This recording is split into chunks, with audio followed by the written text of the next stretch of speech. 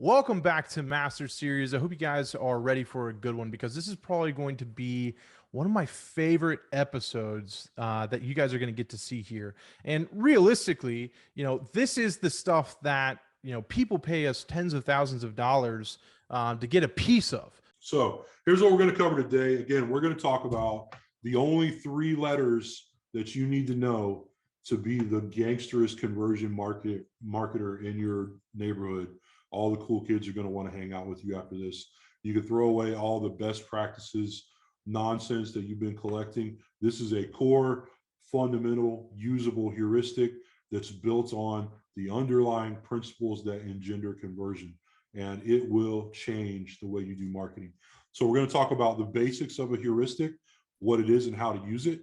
We're going to talk about the conversion heuristic breakdown of factors. So we're going to actually explain to you everything that's in here so that you can understand it and begin to apply it.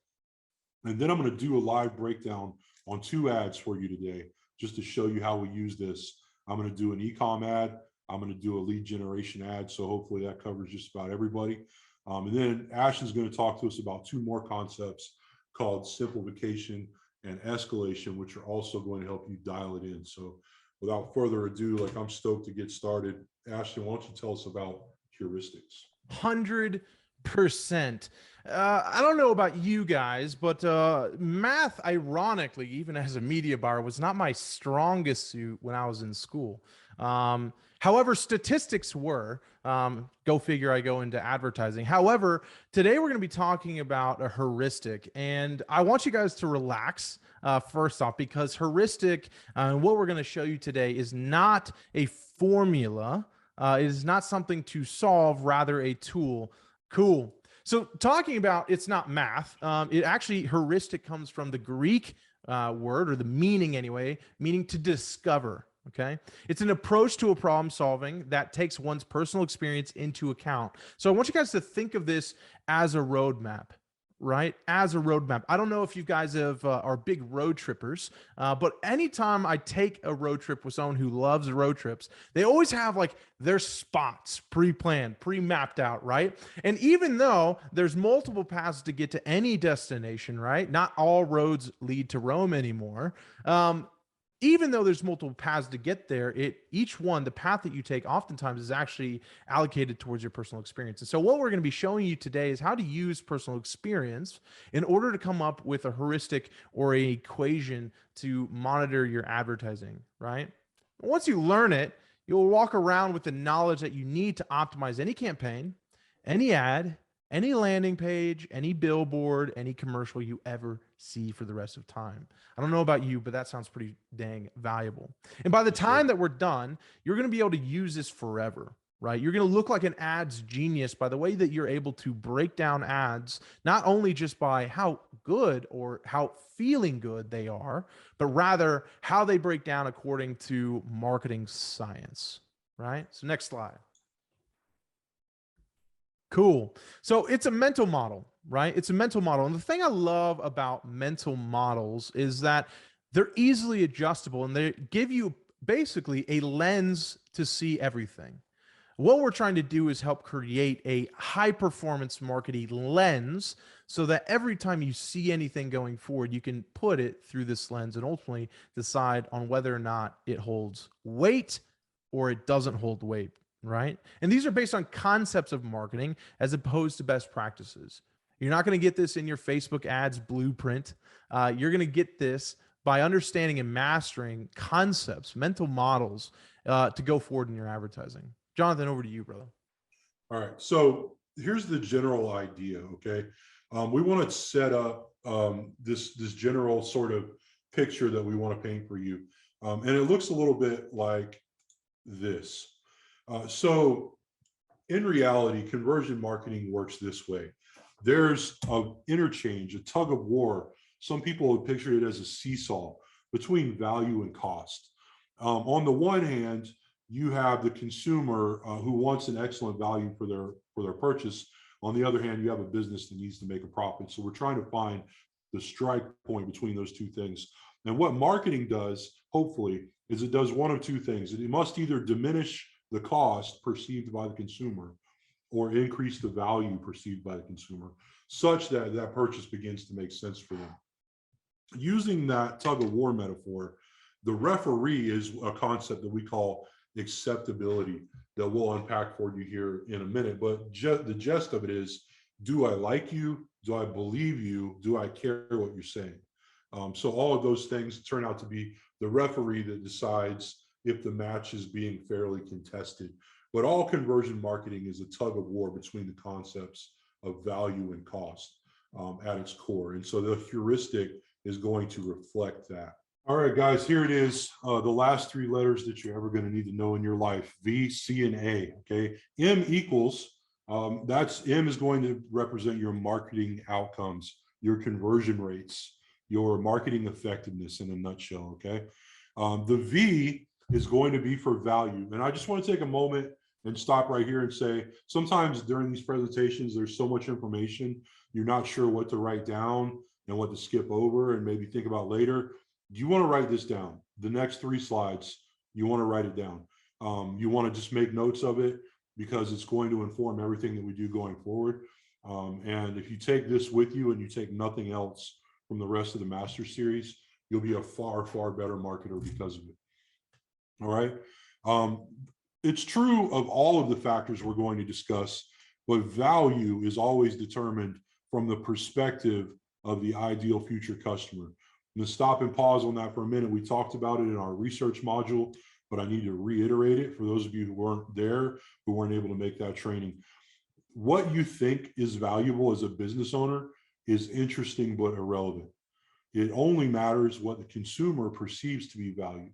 And so our task as conversion marketers is to increase the perception of value for the consumer such that it outweighs the associated cost. When you do that, conversion thinking happens. Conversion decisions happen in that context. That's the fertile ground from which conversion springs, if you will, is a value that outpaces cost. That's the desired outcome. That's what we're trying to get to. Okay. So we're not just going to say value because value is sort of an ethereal concept. So what we're going to do is we're going to break that down into subcomponents that are not ethereal. They're very, very specific. All right. So those are appeal, which is always the answer to the question, how much do I want this from the consumer's perspective? All of these will be from the consumer's perspective. All right. Exclusivity, which is the answer to the question, where else can I get this? Clarity, which is the answer to the question, how well do I understand this? And incentive, which is basically what else is in it for me. Okay. Now, let me just say, out of these 4 factors, we always use incentive last. Do not lead with incentive. You use incentive as a last-ditch effort when the other conversion factors do not produce the desired outcome. Why? Most incentives detract from your total cart value or your margins or whatever. You're having to subsidize conversion at that point. We don't want to do that unless it's absolutely necessary or unless it's a product launch or whatever special circumstance. So when you think about these, think of appeal, exclusivity, and clarity sort of being in a league of their own. And then, oh yeah, by the way, incentive is also a thing that we can do. All right. So those are the factors which underlie the concept of value. All right. So make sure you got those written down. So this is the annotation that we're going to use when we do ad breakdowns. The V with the subscript A stands for value, appeal. The V with the subscript E is value, exclusivity. The V with the subscript C is value, clarity, and you get the point, so on and so forth. So I will be using those to annotate which components of the conversion heuristic we're referencing when we break down ads in a few minutes. All right, that's why those are important. So you want to just write those down as well. Okay. All right. C stands for cost. And as you can see in the heuristic at the top of the page, what we want for value to outweigh cost. That's why it's value minus cost, right? We want for there to be some remainder when you subtract cost from value, hypothetically. Again, it's not mathematics, but you get the essence of what we're trying to do is make the value paramount and the cost is diminished as we can conceivably make it. So it's easy for the consumer to make conversion decisions. All right.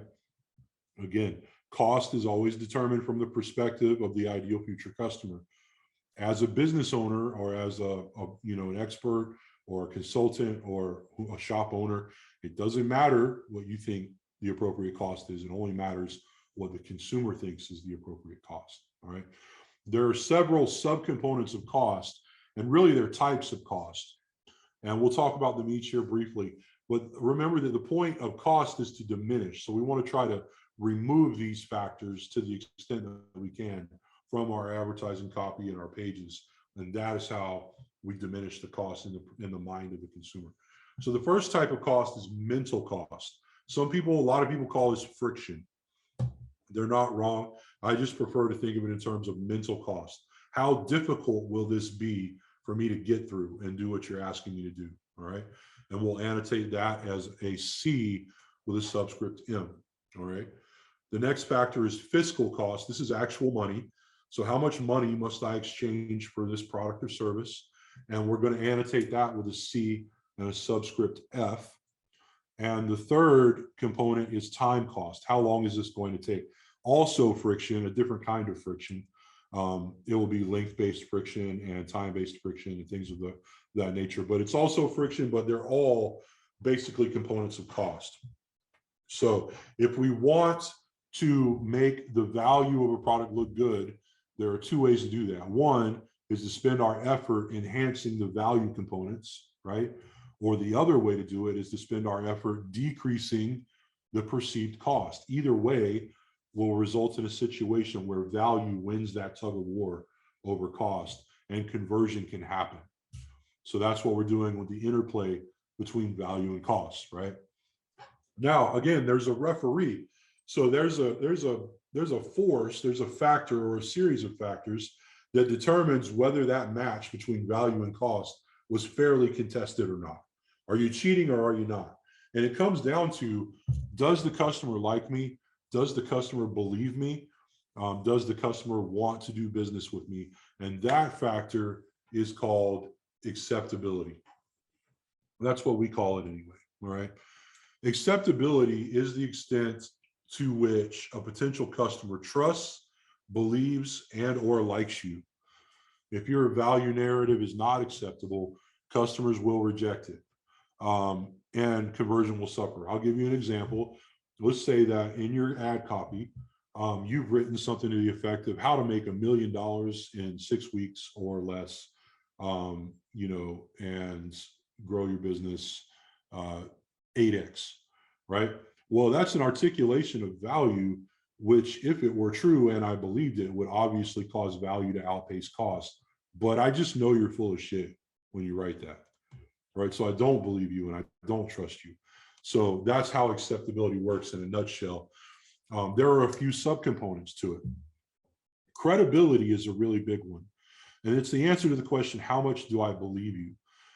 This is one of the #1 flaws in ads that we see online that fail to convert at a really high rate, is that you have credibility that you could enumerate and that you could quantify and qualify and put into that ad copy that would help people believe your claims, and you fail to do so. It's like the #1 low-hanging fruit, and you'll see that. All right. The next one is affinity, which is how much do I like you?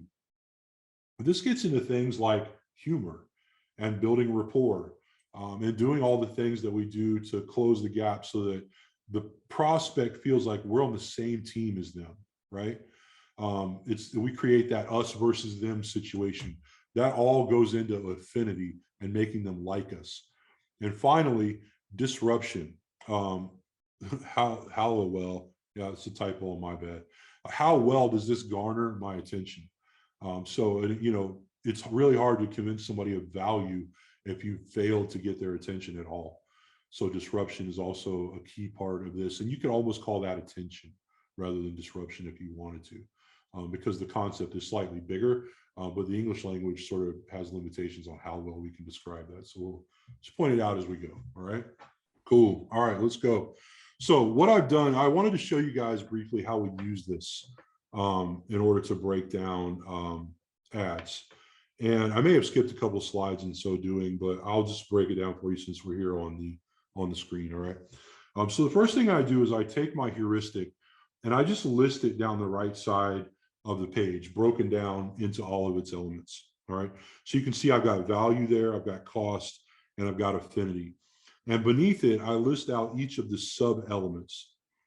Now, what I'm going to do is I'm going to go through this advertising copy that we got from our friends at Clients and Community. We wrote this ad for them. We ran it for a really long time. We have their permission to share it. So it was a very successful ad. So it's a great example for us.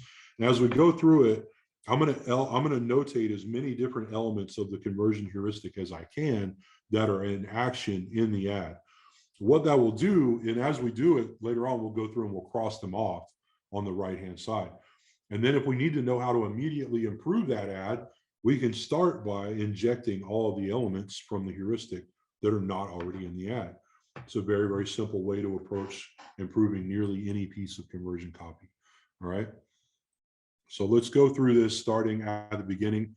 Again, this is a very good, very high performing ad. I think we ran this ad for 9 or 10 months without changing it, and it produced a ton of conversion. All right. So very first line, want to turn a Facebook group into a high ticket client generation machine while spending the least amount of time. All right. That's an obvious yes question. All right. Which is what we love to use in the beginning of our ads. Okay. What it does mechanically is it enhances appeal. So value appeal is being enhanced right there. All right. It also enhances clarity. So value clarity is being enhanced with that line. All right. Next line. Well, it's not what you think. The way we've been able to generate a consistent 30 to 40 clients in our business every month might actually be a surprise. All right. What we have here is we have an affinity play. So we have acceptability, affinity. All right. We also have acceptability, disruption. So that statement is meant to disrupt. So if you're just reading casually and you say, well, it's not what you think, it's actually a really jarring statement because you were in the midst of having a processed thought at that point in time, and we stopped you on purpose. Why? Because we want to disrupt you, and we want to make sure you're actually engaged with the advertising at that point. All right.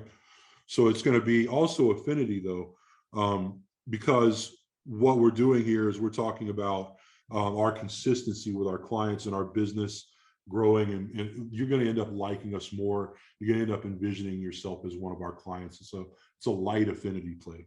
Okay. Next line, because it flies in the face of everything they ever told you about growing a Facebook group. Did you see that? It flies in the face of everything they ever told you. Who is they? What we've done there is we've created an us versus them situation. It's an affinity play. So acceptability, affinity, enhancement. And it's designed to make our customers side with us, like us, feel like they're in the trenches with us. What it does is it creates an us versus them situation where them is the bad guy and we're the good guy. It's a psychological trick to get them nodding their head yes and identifying with us as though we're old school homeboys, right? So next line. But when you discover how we do it, so this line right here, how we do it, all right, it does a few things. First, it enhances clarity. It shows you that we have our own technical process that's different from everybody else's process, right? So it also enhances appeal. The fact that it's proprietary, nobody else has it, is going to make it very appealing. So that's one way that we can do that. And so when you discover how we do it, you will finally understand why most people have struggled while using Facebook groups to grow their business. Most people have struggled. That is also an affinity play. All right, acceptability and affinity. Why? Because we're giving them permission to have failed at this. And what that does is it makes us seem as if we're more empathetic, as if we're more nurturing, as if we're more caring as a brand. And not only that, they're going to feel like they can get that right answer from us.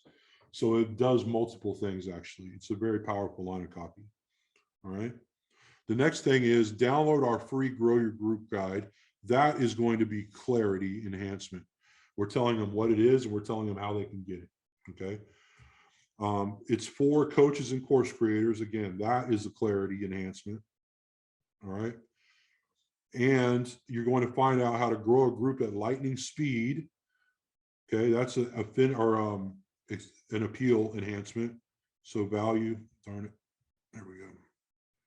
value appeal enhancement, and have ideal prospects literally begging to become clients. That's a desired future state.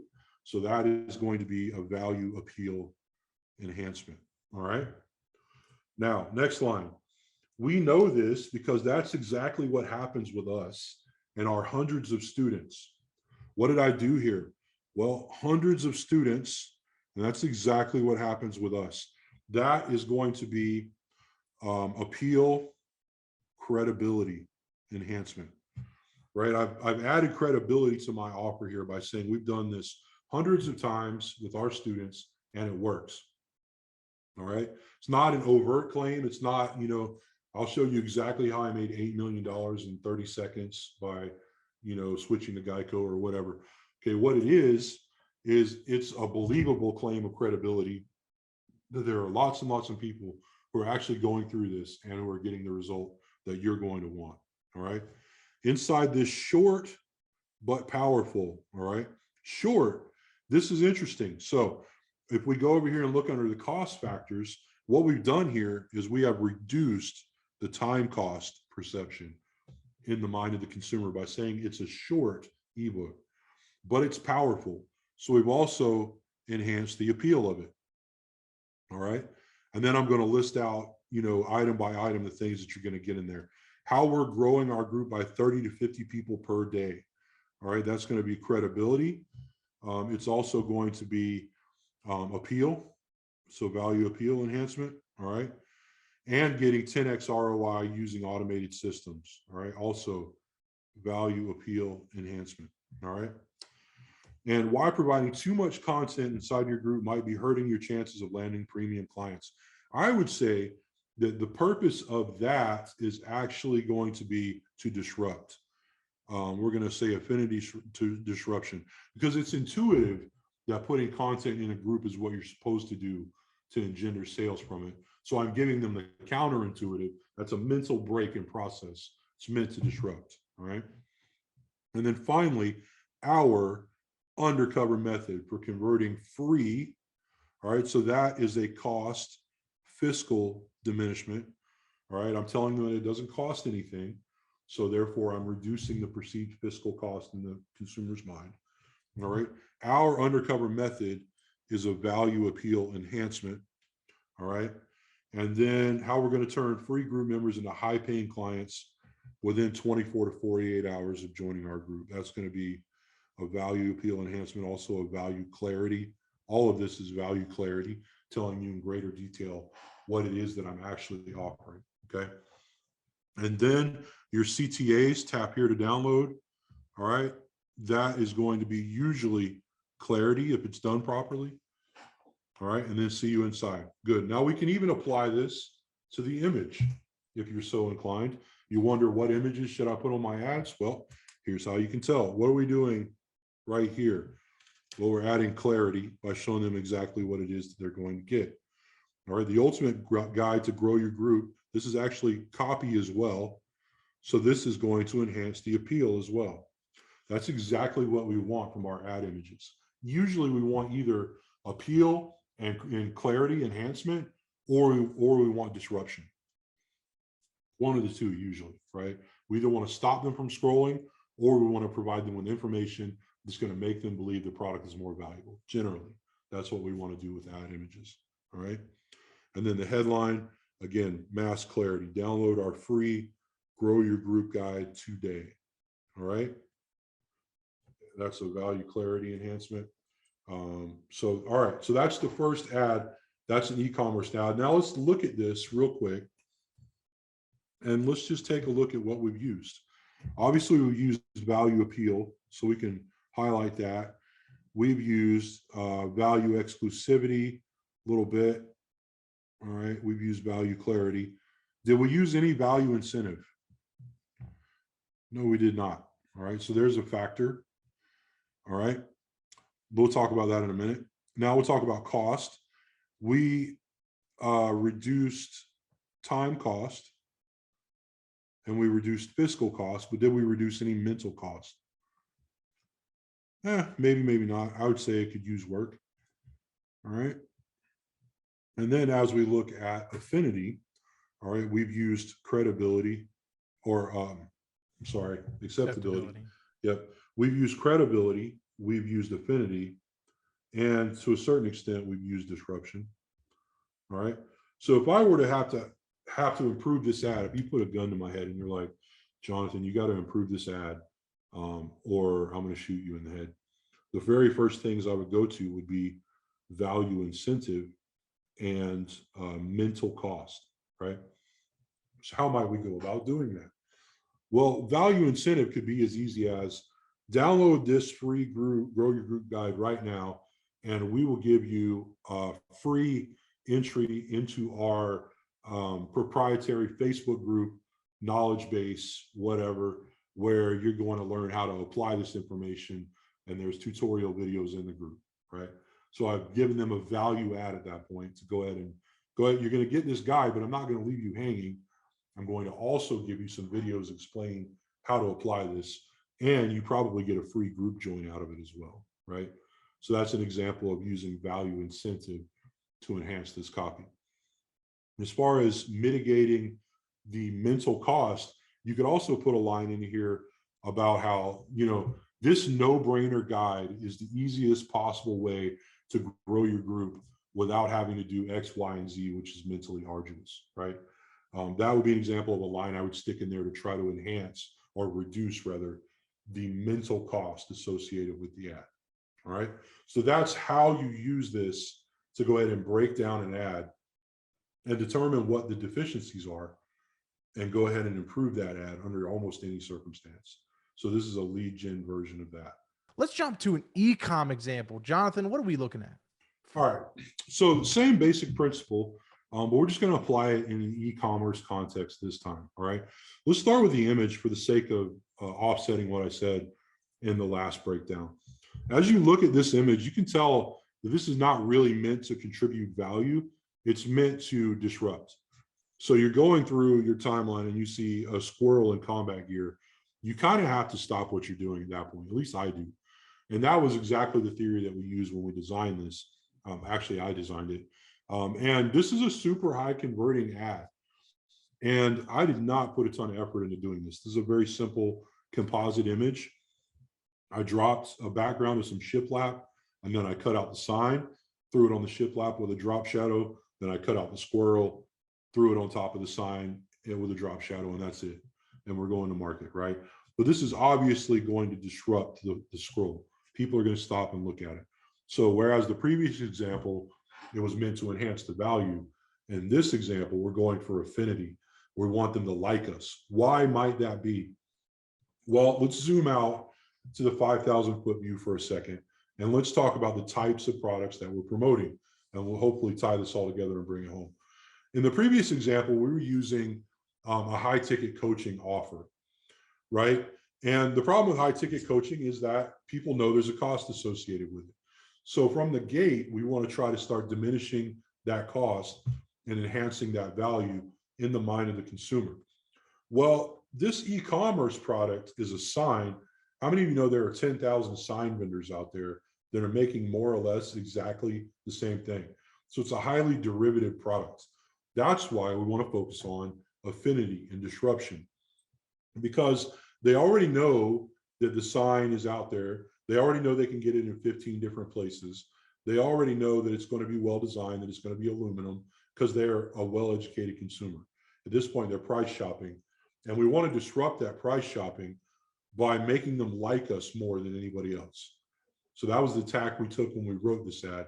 And I think you'll see it as we begin to unpack. All right. So first line of copy, these commando squirrels are fearless. That is a straight up acceptability disruption play. All right. Commando squirrels. What are you talking about? You're nuts if you don't put up this sign. All right. That's obviously a dad joke, right? Right there.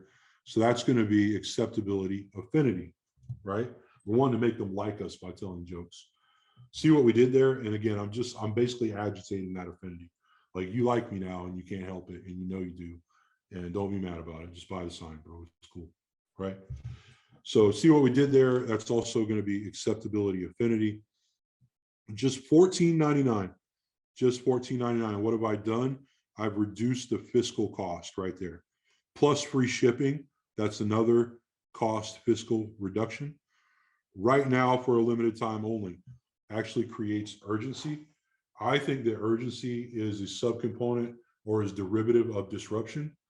That's the point of it. It disrupts the consumer's mentality and creates a situation where there's now a time limit to get what it is that I need. Okay. Get your rust-proof metal sign. That's value, appeal. All right. Proudly made in Tomball, Texas. Again, now we're pandering, right? Pandering. Sorry for my handwriting. Pandering is a form of making them like us more. So it's going to be acceptability, affinity. All right. Limited time offer again. All right. We already talked about the image and what we're doing here. So let's talk about this headline. Protect your nuts. How hilarious is that? Like, I probably laughed for a solid hour when the copywriter came back to me with this. And she's a genius, I'm not going to lie. But I sent her this ad image and she wrote this ad. And she used all these factors and it came together beautifully. That's Lindsay, by the way. And so this headline, protect your nuts, it's several things, right? It's an acceptability, appeal, right? Mainly, but also, you know, it's value, clarity, and value appeal. So we're essentially, the sign is a warning sign. So we're telling people what it is, what we're going to do with it. There's several factors at work there. So again, let's look at the components now that we sort of have gone through this. All right, we definitely have affinity. We definitely have disruption, and we do not have a whole lot of credibility, right? So we could add credibility to this and enhance this ad pretty easily. All right. As far as cost goes, we have done fiscal cost, we've done fiscal cost. We have not done mental cost, and we've not done time cost. All right. So we could do those two things. And then from a value perspective, we've done appeal. We've not done exclusivity. We've done clarity. And we have not done incentive. So we could that do. Last line got exclusivity through this link only. Oh yeah, you're right. You're right. You're right. We'll give them credit for that. So that's what they're doing there through this link offer is exclusivity. All right. So if I immediately had to go and improve this ad, I would just start by doing the things that were circled. I would not start with incentive though. Again, this is last. This is last. Okay. So let's talk about mental cost. Some ways to do mental cost in an e-commerce environment are with our simple one-step checkout form, right? Or checkout takes less than 5 minutes. Any kind of way you can message about how easy it's going to be to go through and do what I've asked you to do. Okay. You know, we have PayPal, Stripe, and, you know, all the other, whatever the hell the integrations are you crazy kids are using. You can message about that, right? And enhance or decrease rather the amount of mental cost. Time cost. Checkout takes less than 30 seconds. You know, our one-click checkout. Or you can talk about how quickly it will be delivered. It'll be delivered by the end of the week. Free, you know, next day delivery via Amazon. Whatever it is that you need to do to message that the time is not, it's not going to take as long as you think it is to complete this process. That would enhance this ad. And then finally, credibility. So some ways to do credibility in e-commerce accounts are 5-star reviews. I love to just drop 5, like right in this area right here. I should have dropped 5 stars right on this image because it communicates the fact that we have a lot of 5-star reviews. Failing that, I could actually say in the copy over 500 5-star reviews on this product. So I'm trying to give them credibility. You know, 10,000 happy customers can't be wrong, right? I'm numerating, I'm qualifying, and I'm quantifying the actual success that I'm asking them to believe. So those would be some very low hanging ways to improve this ad. Again, it's a pretty good ad to start with, but if you put a gun to my head and said, you got to get the conversion rate higher, those would be the things that I would go for. All right. Yeah. So again, let's stop there because that's a lot. And I want to make sure everybody's with us. Yeah, a couple things too, and as you guys, are really kind of soaking this in, understand, yes, this is a lot. This is a new way of viewing things, but when you can start to break things down like this, it just gives you so much more ability to maneuver when results aren't entirely that great, right? Keep in mind too that a part of the conversion heuristic, and when you're trying to create an ad and you're trying to think of, okay, how do I enhance this certain section? Always realize that, especially in e-commerce, even in high ticket, but especially in e-commerce, the conversion heuristic doesn't just apply to the ad specifically, right? And when you're looking for areas to increase value, decrease cost, increase acceptability, it doesn't just have to do with looking at a product from a online e-commerce perspective. Example, a part of credibility, right? If you want to raise your acceptability or raise the credibility of an ad, there's a couple things that looks into it too. Like Jonathan said, 5 stars there. You can see even in the description right below the headline, we put 5 stars there to try to subvertently put in a little bit of credibility, as well as also this is the power of social proof. Because even in a situation where you don't necessarily have hundreds of 5-star reviews, if you have a lot of social proof, example like this ad, 73 comments, 526 shares, 923 engagements, that in and of itself will help boost your credibility in their minds, because what they see is bandwagon, what they see is social proof, right? Also, there's other areas to look at when decreasing cost or time costs or mental costs, is also things like hassle-free returns, right? Yeah. Because when people buy a product, they're not just thinking about buying the checkout experience, they're also thinking about, how long does it take to get to me? When I get it, how long does it take to mount? How long is it going to be durable, right? Is it indoor or outdoor? Do I have to bring it inside every time it rains or storms? No, I don't. All of those areas you can actually start pulling out and decreasing cost if you can't find initial ways to decrease it immediately, right? Reminding them that, hey, this has a lifetime warranty on it, is actually a way of decreasing the mental cost, because if someone thinks of it breaking or wearing out, they're already assuming, oh, then I'm going to have to go buy another one. Then I'm going to have to wait for it. Then I'm going to put it up. Oh, wait, no, this has a lifetime warranty on it. Okay, great. And even if I do, has a no questions asked, hassle-free return, easy, decrease mental cost. So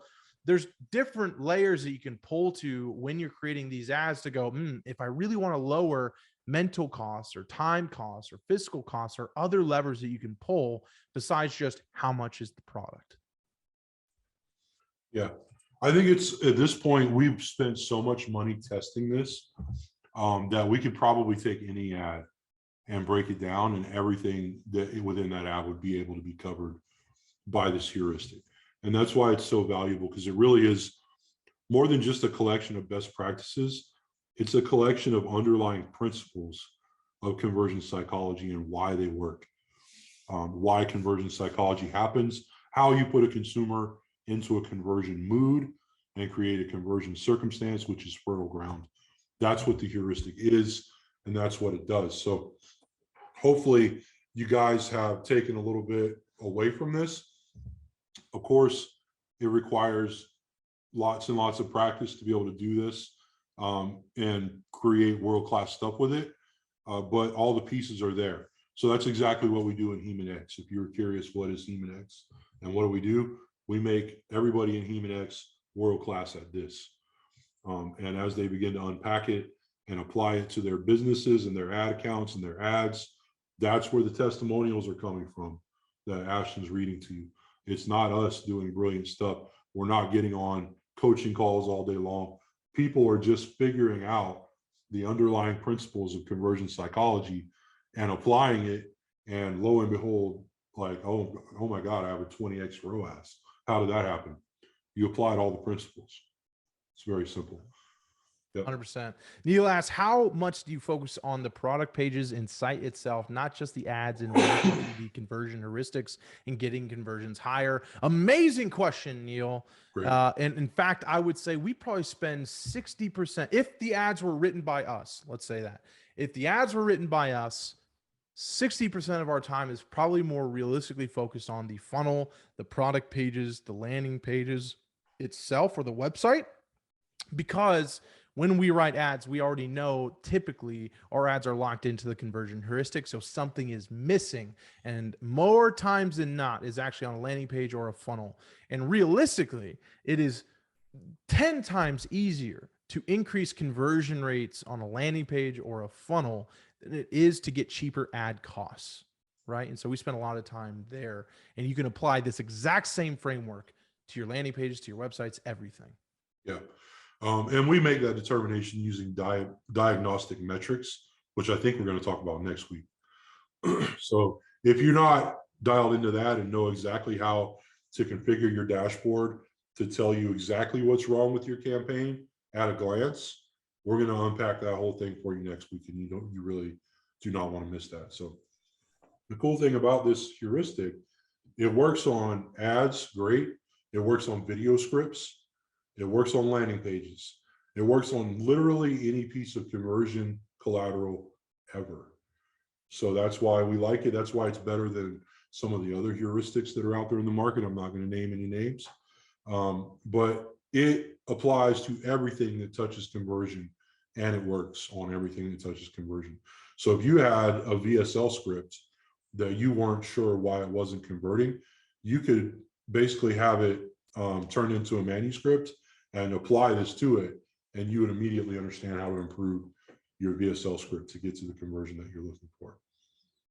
So it's holistic, it's driven by principle, and it's broadly applicable. Like this is, it's my life's work in summary, basically. So if you can't use this, I'm not exactly sure that I can help you. So hopefully you guys all took something from this.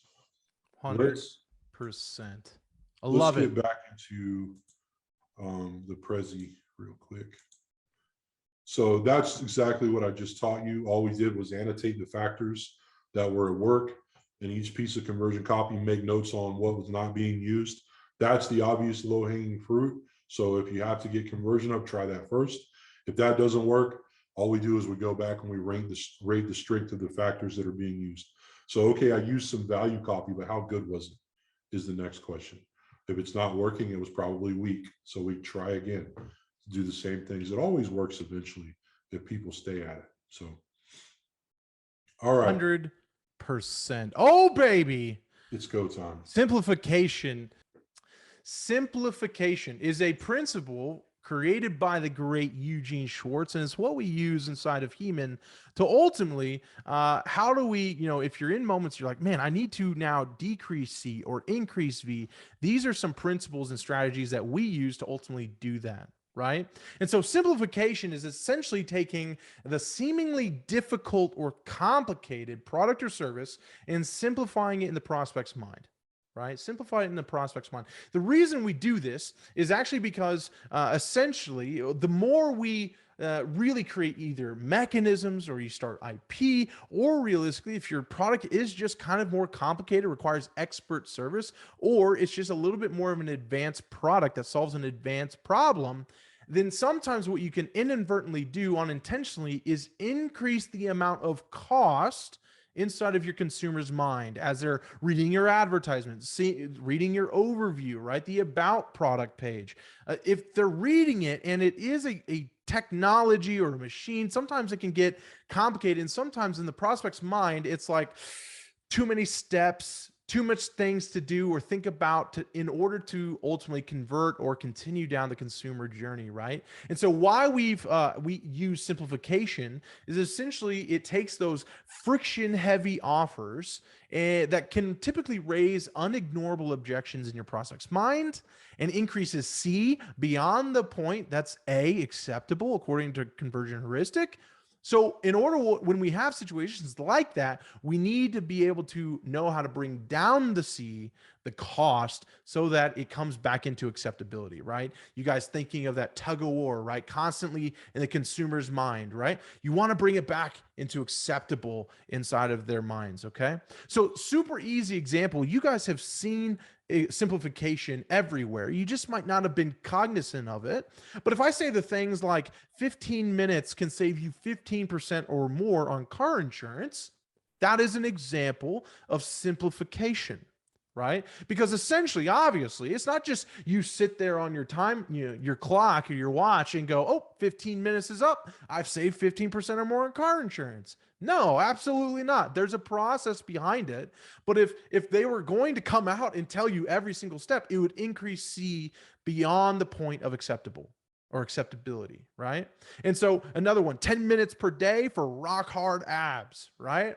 What they don't tell you is 10 minutes a day of pain, of suffering, and then the suffering the next morning after, and then you do it again. You keep doing this over and over again. They try to make it simple in your brain so that you go, oh, that's acceptable. I've got 10 minutes a day, right? So these are forms of acceptability. And so an easy example, this was actually from Breakthrough Advertising. This was my favorite all-time advertising books. And for some reason, why the photocopy, the one I found online, it actually had some of the words off. But anyway, real quickly, I'm going to run through this, is 5 minutes per week for perfect reception. Think back, this is the time of like the 50s, 60s, 70s, when not everyone had TVs, right? You were kind of special if you had television. You were one of the, maybe the well-off families on the block if you had television, and everyone else was using radio. So back then, right, TVs needed a lot of maintenance. So this was an ad in a print letter. 5 minutes a week for perfect reception. These TV experts have discovered that your TV set is a great deal like your body in this respect, that it gives you warning signals before it has a major breakdown. For instance, after your set was installed, it probably played perfectly for the first week. And then it began to suffer from the vibration, the jarring, the interface of the other electrical appliances in your home. The picture might have suddenly began to flop or over or flicker. Lines may appear on your screen. Now, and this is important, if you've had the knowledge to quickly make a few minor adjustments on the outside controls of your set, then you could correct those symptoms. You could keep the set playing perfectly, and you could prevent major breakdowns in exactly the same way that were prevented in these manufacturers' tests. If you do not have this knowledge, if you do not make these adjustments, then your set will weaken and you will get consistently bad picture, and you will have to call a repairman. Now, what was this selling? This ad was ultimately selling a do-it-yourself TV repair guide, essentially. But what they realized about the market was, in this situation, people thought of television repair as this complex, advanced thing that you couldn't do yourself unless you had education or formal training. Right. And so this company, when they want to sell a done for you or do it yourself guide to repairing a TV, they weren't getting the amount of sales they wanted, because they realized that most customers, the average customer, did not believe they had what it took in order to make those repairs. Right. So, for example, what I want you to see here is several different elements inside this ad. One, 5 minutes per week. Really, really simple, right? But then he said, now, and this is important, if you had the knowledge to quickly make a few minor adjustments. Some would call that repairs. But in order to simplify it in their prospect's mind, they need to say, make a few minor adjustments on the outside controls of your set. Well, everyone reading that goes, oh, I can do that. I could make a few minor adjustments on the outside of my set a few times a week. And all of that is to make sure your picture stays consistently good. And then I love what they do at the end, right? If you do not make these adjustments, your set will still weaken, and you will consistently get bad picture, and then you will have to call a repairman. Notice how they're selling a do-it-yourself repair guide for a television set. And then at the end, though, they need to make sure that you think in your mind, as you're reading this, you're not making repairs, but really you are. But at the end, to even further the gap of going, hey, you're not making repairs, you're just making adjustments. At the end, they go, if you don't do this, then you're going to eventually have to call a repairman, right? They're creating the gap, simplifying the process so that you can raise your confidence. Your costs got down within the range of acceptability, and now they're selling tons of those do-it-yourself TV repair guides, right? Super, super cool. I love this stuff. I nerd out on it. Here's the formula for simplification. Okay, and then I'm going to show you guys an example. But here's the formula. If you're someone who, man, maybe sometimes my customers or my clients, I'm on a call and it feels like they're just not getting it. They're not in line, or sometimes they're just getting negative reviews. They're not sure what to do. It feels too complicated. Well, this is the formula that you need. First, you've got to identify the core belief that your prospect currently has that would cause friction in them believing your claim. This is important. Understand that their belief is not yours. It's what their belief is that is currently standing in the way from them doing the claim, right? If you think about it, even let's say you're a personal trainer, there is a core belief that that personal trainer's clients have in their minds as the reason why they are not in the shape, or at least in the shape that they want to be, right?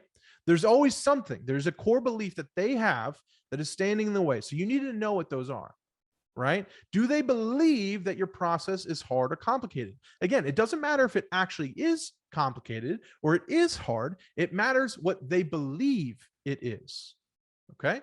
Second part of that is, what doubt do they have in themselves or your product or service that would need to be removed in order for them to use your product or service, right? What is it inside of them, or what is it inside that they believe about your product or service that would hold them back? After you've done that, you've listed out that step. Those essentially what I want to do is I want to just list that out on a piece of paper. The second thing I want to do, though, is then come back in and redefine the friction points into simpler and more commonly understood analogies, right? Notice how inside of that letter, it did small repairs turn into minor adjustments, right? Notice how doctors do this all the time. Notice how they go, it went from annual physical to become yearly checkup. I'm simplifying the process in your mind, right? Doctors do this because who wants to go take an annual physical? No, right? Instantly, the friction immediately grows inside your brain, right? But if I say yearly checkup, it feels much easier, much more digestible. Yeah, checkup, whatever. This is going to check in on me, ask me a few questions, and I'm out, right? Physical gives a different image in your head. You know what I mean? Cool. You guys know what I'm talking about. Anyway, support. Number three, support those redefinitions, the redefining things that you do in your copy to lower the cost and increase acceptability, right? Let's see an example. Here's the biggest thing, though. As we go into this, it's important that you guys recognize this. Innovation without acceptance is valueless, right? This is the great Eugene Schwartz. The more people know that something is difficult and the more revolutionary and therefore different your product is, the more resistance you will meet from them accepting it, right? As marketers, sometimes we like to swing for the fences, right? We come up with the coolest mechanisms, the coolest value prompts. But what we have to realize is that the more we do this, the more revolutionary, the more, man, I've never heard something like that, BS meter instantly goes off, right? Especially now, more so even than when Eugene Schwartz was around. Because now we live in an age where information travels so fast, that new products are getting made so fast, and that new mechanisms, technologies are getting made so fast that consumers are smarter. They just are. And so you have to be careful while you're doing this. So simplification is great, but also remember that it cannot go beyond your prospect's realm of acceptability, right? Cool. All right. So let me just show you the example of what I did here. As far as simplification goes, I was like, okay, well, what would happen if I needed to make, simplification around, media buying, our process that we do inside of Heuristics, right? Because I'm thinking of like, okay, media buying in and of itself can be a very complex thing in people's minds, right? And if you guys, any of you are advertisers or fellow media buyers, and you already know what I'm talking about, it can be a very complex process. And so in order for marketers, people like me or coaches, or even yourself to explain it to other people, you have to do this like practice of simplification, right? So when I did an example, it was like, okay, what would be a current belief that people might have about marketing or media buying, right? Well, they might believe that they don't have the skill or the experience to get good results on ads. So they need to hire an ad agency or a media buyer, right? If someone was like, okay, should I do it myself? If I was selling like a do it yourself, I'm going to train you media buying. They might not realistically believe they have the ability to do it, right? So in of that, if I'm going to refine or redefine the language that I'm going to be using, I might think of, okay, building an ad account structure might be a very complicated thing for me to explain. So I might just say, instead of building proper ad account structures and going into each campaign, every ad set, every ad, I might say, you're going to train your ad account correctly. Right? Another one, micro budget testing, might become audience farming, something easier to understand or just kind of chew on in your brain, right? It doesn't throw you off when you say audience farming. Okay, well, you're farming audiences. I get it. Another one, creative and audience fatigue equals low stamina or stamina. The rebuilding of an ad account equals 3 shifts. So watch how we simplify this in the next ad, right? And this, again, of course, is mimicking right off the other ad that you see so that you can kind of follow the flow and see how I did what I did, right? So example, 3 minor adjustments to harness the true power of your ad account, right? The world's top ad experts have discovered that your ad account is a great deal like the human body in respect that when it's trained correctly, it can 2x, 3x, or 4x its current performance.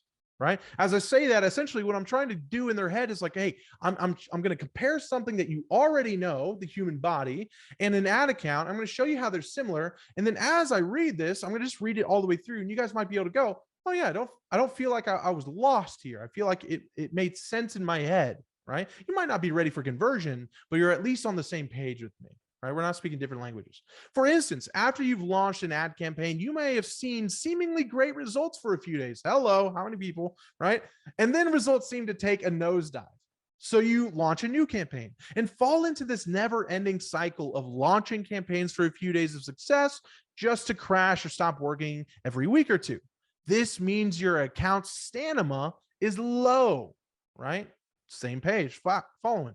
Now, and this is important, if you had the insight to make a few minor adjustments within your campaign and ad sets, your account's stamina would start to increase and you could avoid those inconsistencies in ad performance and save hundreds, if not thousands of dollars in wasted ad spend. These are the same 3 shifts ad experts swear by while managing accounts spending $5 million per month.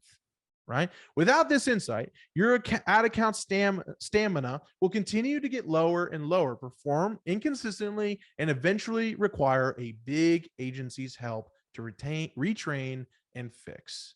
Right? Notice how we're speaking the same language. I very much modeled what the other ad was doing. What I'm simply doing is to something that's very complex to a business owner who is like, oh, every week it's something else. We're up and down, and my media buyer says this, and my agency says this, and I don't get it. They're all lazy, blah, blah, blah. And I'm coming into here and correcting, getting them on the same platform as me, and then kind of explaining what's happening, right? Obviously, we know that you're not retraining an ad account, right? It's not a human. But I'm showing you that there is a new way of processing campaigns that make it flow together that ultimately allows you to have better performance over longer tiers. But they don't understand that. And so I need to say it in a way that they understand. So in this case, it's like the human body. It's like if you're going to the gym, right? In the beginning, super slow, can't be on the treadmill as long, you're winded easily, maybe you want to throw up after every workout. Then what happens? Over time, you get stronger and better, and you can be on the treadmill, you can be in the workout, and after you leave the gym, you feel great. Why is that? Because you've trained correctly. That's what I'm trying to get them to see. Just so you guys can see, I broke down what was I doing in certain parts of this copy, right? First, in the headline and the hook, what I like to do is desired outcome, right? When you're in simplification mode, your goal is to make this feel easy, understood, right? So in the headline, the first thing I like to do is simple action for desired outcome, right? What is something they understand, something that they'll feel is doable to desired outcome that they're actually wanting. It's the same reason why they go 10 minutes a day, get you rock hard abs. Amazing. I understand 10 minutes a day. Anyone can do anything for 10 minutes, rock hard abs. Is it as simple as that? Absolutely not. But that's what simplification is, right? To make it feel like that. Okay. And this is why also, side caveat note, this is why it's important to be ethical in advertising and marketing, because this stuff right here is true conversion power. I doubt any of you have seen this training in another modern Facebook ads program. This is advanced stuff that has conversion power and consumer psychology understanding that you need to do it for good. This is like stone cold clarity enhancement as well. This whole entire process of simplification. If you were sitting there wondering, how do I enhance my clarity? This is how you do it. Oh my gosh, 1000%. I mean, if we're on a sales call and I just walk them through this, right? Like, and by the way, if you're not doing this on your sales call, you should do it, because that's most of the time why someone doesn't buy. It's not because they don't want it. It's because they don't understand. And you left too many gaps on the call that they're like, ooh, too much of a bridge to cross. You didn't create the bridge for me to understand. So now I don't purchase. So if you're not doing this, do it, because I guarantee if someone was on a call with me, I walked them through this and they didn't understand ads, they would go, process makes sense. Let's go. Right. So anyway, applies to a bunch of stuff, not just ads. All right. Body copy. Immediately what I wanted to do was connect it. I told you guys this already, but connect it to something they understand. Right. So I want to connect it to relatable human body. Right. Some people do vehicles. Some people do, it's like a banks. Find something that they understand, like a metaphor that you can illustrate for them that helps it make sense, right? Just like how in last week, just in case you guys missed it, you missed out on something really good. But last week, right? What did we say the mechanism was? It's the moat, right? Now everyone understands what I'm talking about. I don't have to explain it, right? So anyway, next, then I want to tie that example to build the confidence of a prospect, right?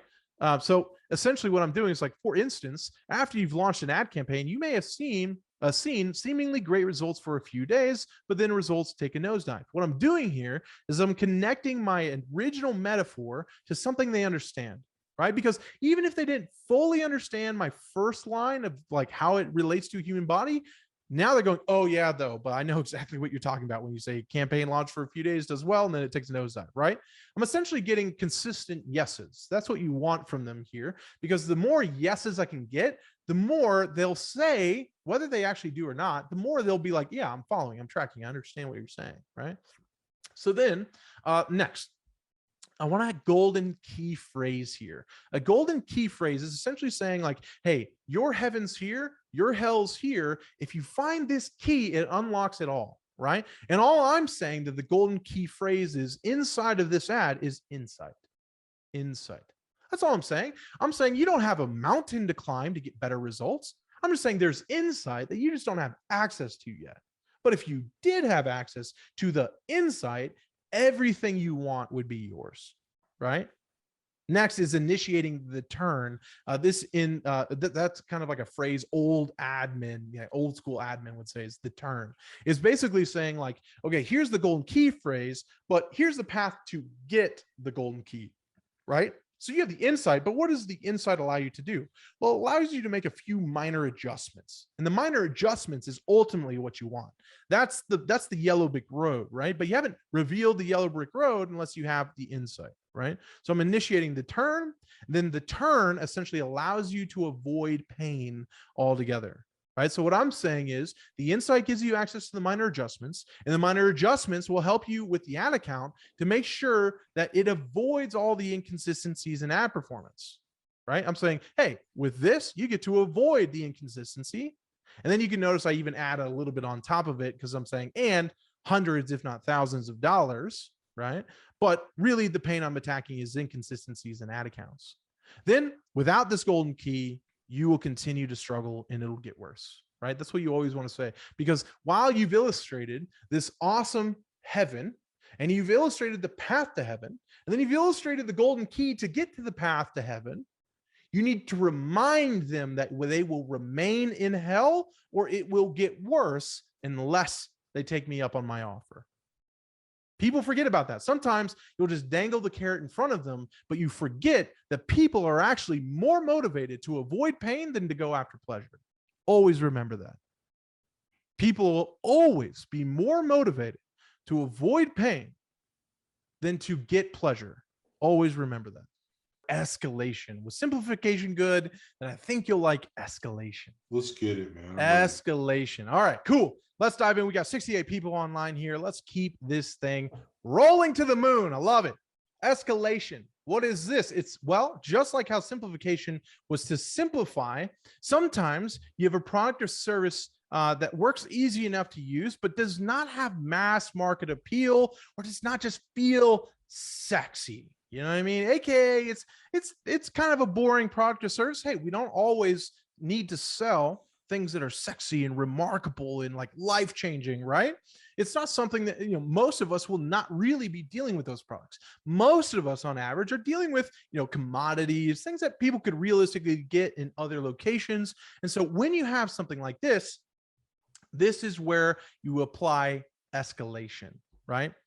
Escalation. And the why is when acceptability is reached. However, V, or value, perceived value, is just not high enough to overcome cost. Okay. This is oftentimes like knickknacks, right? Like think about back to the sign that Jonathan broke down, the squirrel sign, right? Well, it's just a sign. It's a metal sign, and it's not like people keep squirrels for pets. So it's not like there's a market of squirrel pet owners. There probably is, just knowing people, but it's very, very small, right?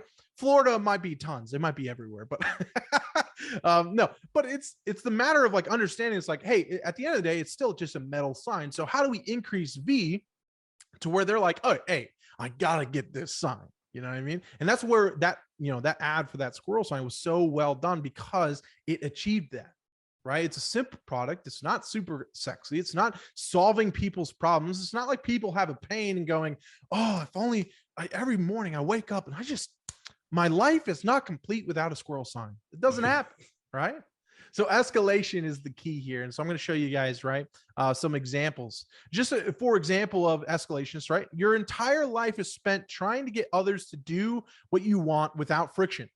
This was a headline for a book about handling people. This was back in the 60s, 70s. Again, I believe this was a Eugene Schwartz ad.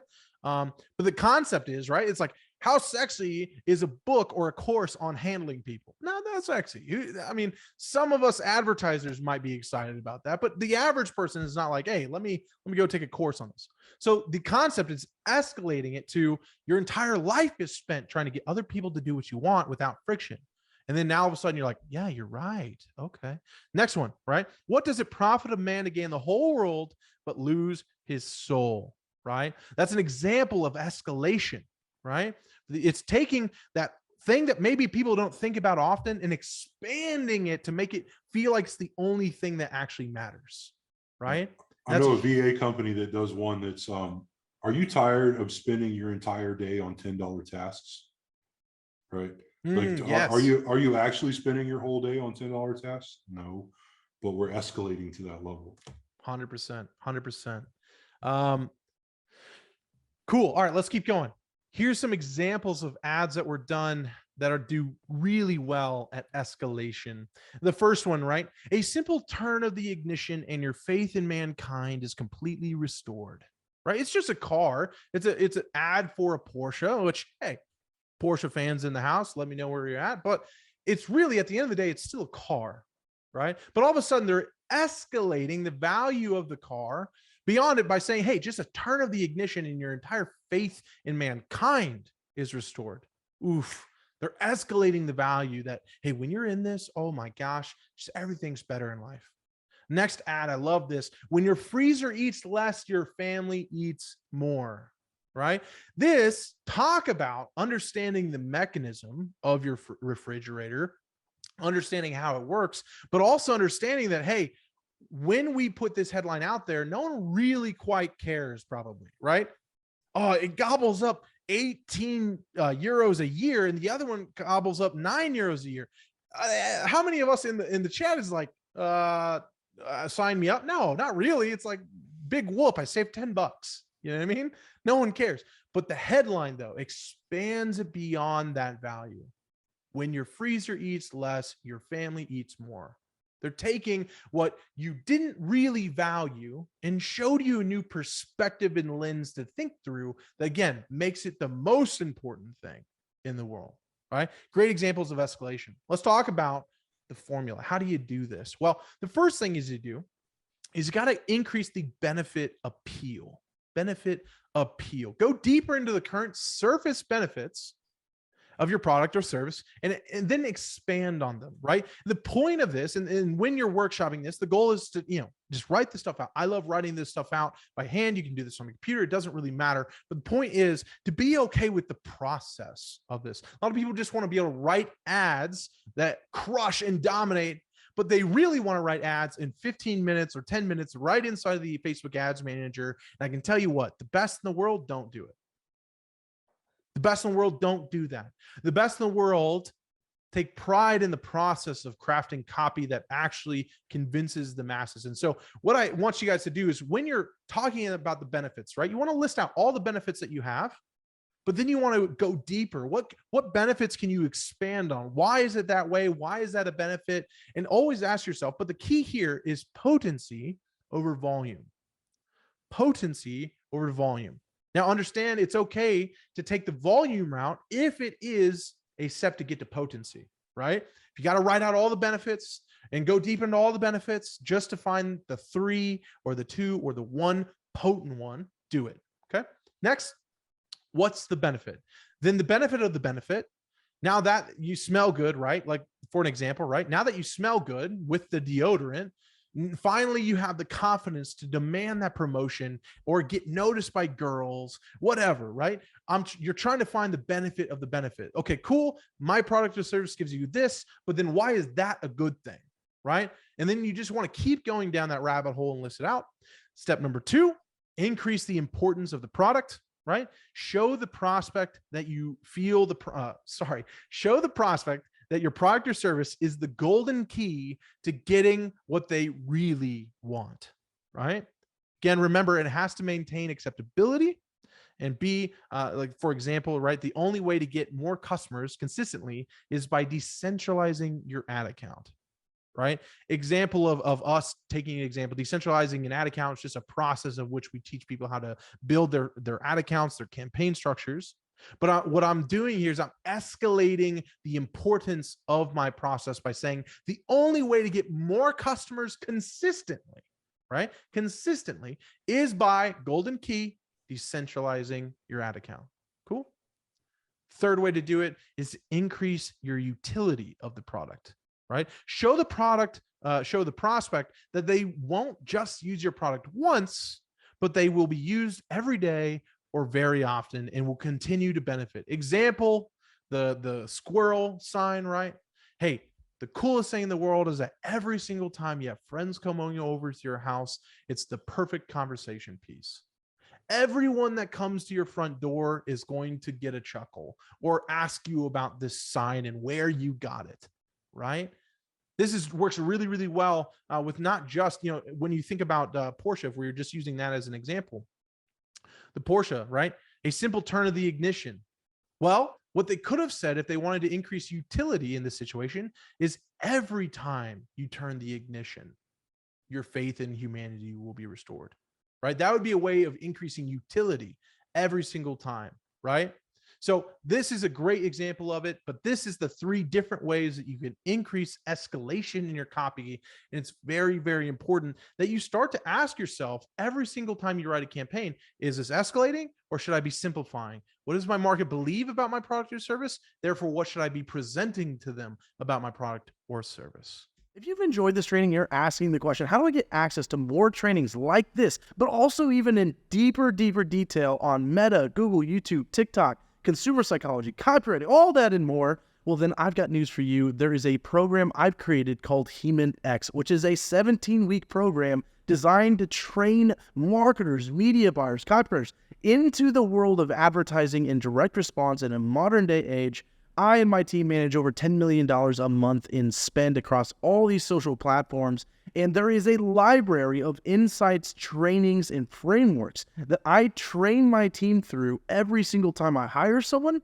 But also, for recently, we've opened these trainings, these exact trainings up that I used to train my internal teams to the public, to people like you who are tired of the gimmicky, step-by-step copy-paste structures because you understand that those things don't work or they don't work every time. And so you would like to access a library that is built for all situations, almost every industry, almost every niche. If you're spending at least $10,000 a month on ads, these trainings are for you. And if you'd like to know how you can get your hands on not just more trainings like this, but trainings in all varieties across direct response advertising, and you want in-depth, then I can train you personally. And so on this video, around this video, you can click the link to learn more about this program, HeumanX, how over 300 students have already gone through it, implementing these very same practices daily for incredible results. If that's you, find the link around this video and learn more about this incredible program and see if it's a right fit for you.